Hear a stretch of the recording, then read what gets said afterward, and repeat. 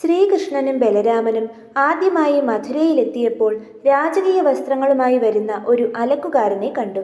ശ്രീകൃഷ്ണൻ അയാളോട് വസ്ത്രങ്ങൾ ആവശ്യപ്പെട്ടു.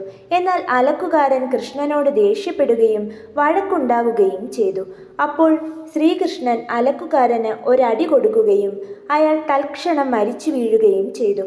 ശേഷം കൃഷ്ണൻ തുണിക്കെട്ടഴിച്ച് വസ്ത്രങ്ങൾ വിതരണം ചെയ്തു. അമ്പരന്നുപോയ ബലരാമൻ എന്തിനാണ് കൃഷ്ണൻ അയാളെ കൊന്നത് എന്ന് ചോദിച്ചു. അലക്കുകാരൻ തൻ്റെ കൈകളാൽ മരിക്കാൻ ആഗ്രഹിച്ചതിനാലാണ് താൻ അങ്ങനെ ചെയ്തതെന്ന് കൃഷ്ണൻ പറഞ്ഞു.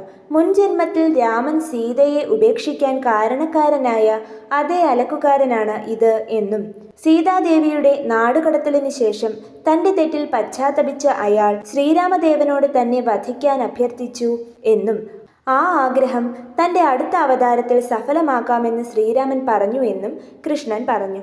ഇതിൻ പ്രകാരമാണ് കൃഷ്ണൻ ആ അലക്കുകാരനെ വധിച്ചത്.